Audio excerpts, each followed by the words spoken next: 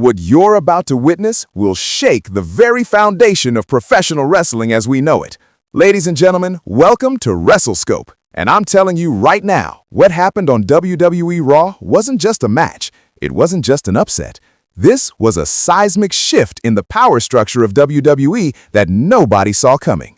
The Beast Incarnate, the Conqueror, the man who has dominated WWE for over 2 decades, Brock Lesnar, has been brought to his knees. And if you think you know what happened, if you think the headlines told you the whole story, you are dead wrong.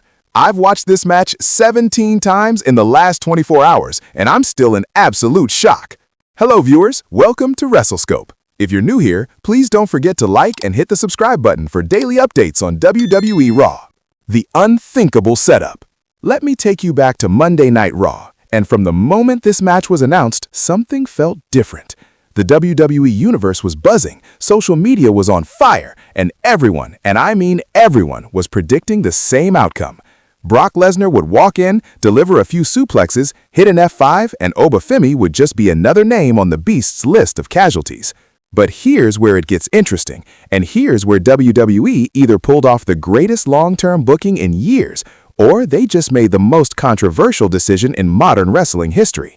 Femi has been unstoppable in NXT.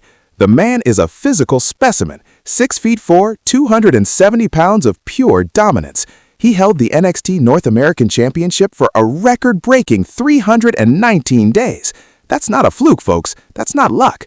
That's systematic destruction of everyone put in front of him.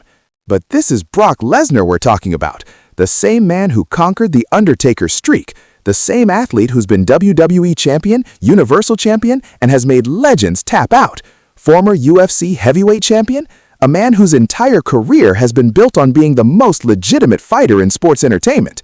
So when these two behemoths were set to collide on Raw, the smart money, the easy money was on Lesnar. Vegas odds had Brock as a 10-to-1 favorite. Every wrestling analyst, every podcaster, every so-called expert predicted the same outcome. The entrances alone told a story that should have given us a hint of what was coming. Femi walked to that ring with the confidence of a man who knew something we didn't. There was no fear in his eyes, no hesitation in his step. This wasn't a young superstar hoping to survive. This was a predator who smelled blood in the water. And then came Brock. The pyro exploded, Paul Heyman was nowhere to be seen, which should have been our first red flag, and Lesnar bounced to that ring like he always does. But there was something in his expression, something we haven't seen from the Beast Incarnate in years. Was it rust? Was it underestimation? Or was it something more? The bell rings and these two titans lock up in the center of the ring. The power struggle was insane. Brock immediately went for his signature suplex. But here's where Femi showed why he's not just another muscle-bound performer. He blocked it. The first German suplex attempt, blocked. The crowd in the arena went from excited to stunned in approximately 2.5 seconds. You could hear a pin drop. Brock's face went from confident to confused, and that confusion, my friends, that was the beginning of the end. Femi countered with a shoulder tackle that sent Lesnar stumbling backwards into the ropes. Let me repeat that. Femi knocked Brock Lesnar backward. When was the last time you saw that? Bobby Lashley? Braun Strowman at his peak? We're talking years of wrestling history where Brock has been the immovable object. Lesnar regrouped, and you could see the switch flip. The smile was gone, the bouncing stopped. This was now serious Brock, and that meant someone was about to get hurt. He charged at Femi with a clothesline, but Oba ducked, hit the ropes, and came back with a devastating crossbody that took both men to the mat. The commentary team lost their minds. Michael Cole was screaming, "This is not how this was supposed to go." And he was right.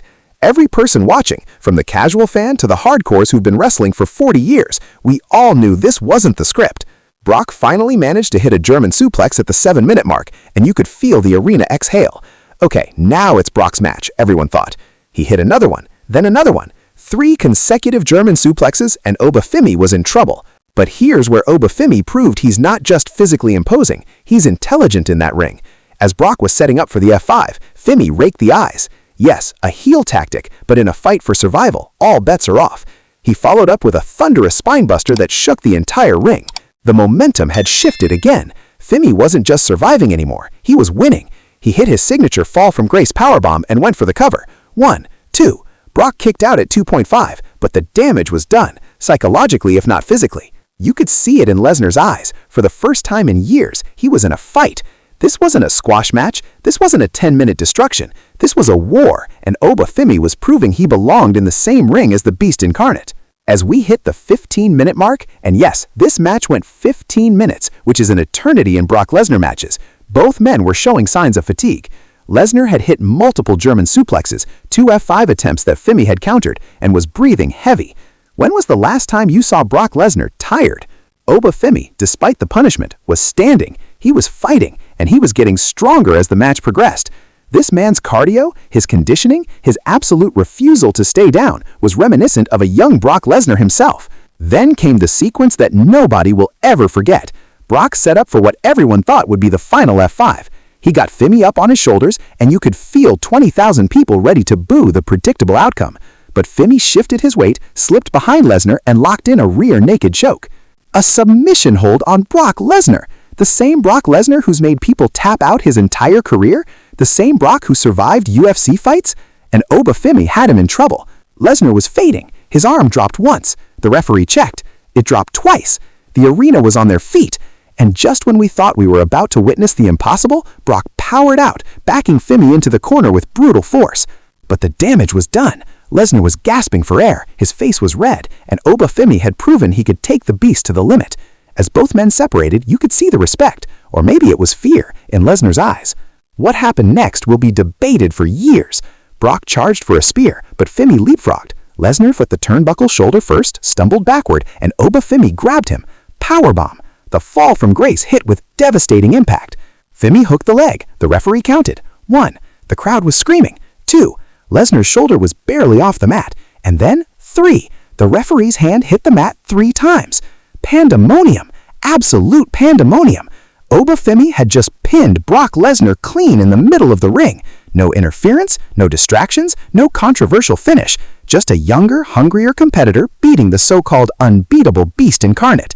The arena exploded. Femi's music hit, and he couldn't believe it himself. He stood in that ring, hands raised, as the referee held his arm high, and you could see the emotion on his face. This wasn't just a win. This was a coronation. Meanwhile, Brock Lesnar lay on that mat for what felt like an eternity. Paul Heyman rushed down the ramp, checking on his client, and the look of disbelief on Heyman's face told the whole story. The advocate who always had the answers looked like he'd just witnessed a ghost. When Brock finally got to his feet, the camera caught his expression. And folks, I've never seen him look like that before. It wasn't anger. It wasn't rage. It was confusion mixed with something we've never associated with Brock Lesnar: vulnerability. He rolled out of the ring, Heyman trying to console him, but Brock pushed him away and walked up that ramp in silence. No destruction of the announce table, no attacking officials, just a defeated man walking away from the biggest upset in recent WWE history. Now let's talk about what this means, because the implications are massive.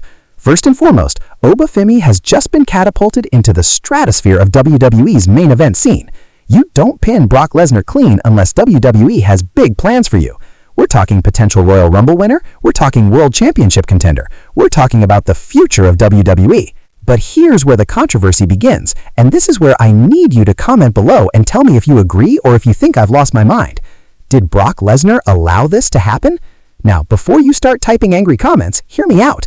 Brock is 47 years old. He's been in WWE on and off for over 20 years. He's accomplished everything there is to accomplish. Is it possible that Brock, being the professional he is, knew it was time to pass the torch? Think about it. No Paul Heyman during the entrance, a match that went 15 minutes when Brock's recent matches have been under 10, multiple opportunities to hit the F5 that seemed perfectly set up for Femi to counter? Could this have been the most elaborate torch passing in wrestling history, disguised as an upset? Or, and this is the more controversial take, is Brock Lesnar simply not the same beast we remember? Father Time is undefeated in combat sports.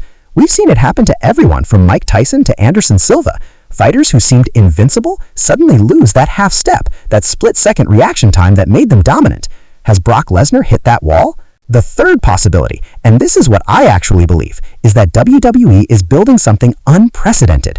What if this loss isn't the end of Brock Lesnar's story, but the beginning of the most dangerous version of Brock we've ever seen? Think about it. A desperate Brock Lesnar, an angry Brock Lesnar who's been humiliated for the first time in years. That's not a man you want to face. That's a cornered animal, and cornered animals are the most dangerous. The wrestling world erupted after this match. X, crashed for 15 minutes after the pin. Hashtag ObaFemi was trending worldwide. Hashtag Brock Lesnar hit #1 in over 40 countries. Everyone from current WWE superstars to legends from the past were giving their takes. The Rock tweeted, "The torch has been passed. Respect to both warriors." Stone Cold Steve Austin posted a simple "damn" on Instagram. Even Kenny Omega from AEW tweeted, "This is how you create a new star overnight." But not everyone was celebrating. There's a segment of the fan base that is furious.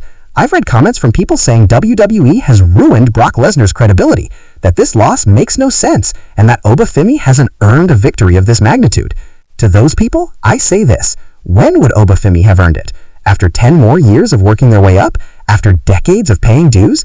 The man held the NXT North American Championship for 319 days. He's dominant, he's credible, and most importantly, he delivered in the biggest match of his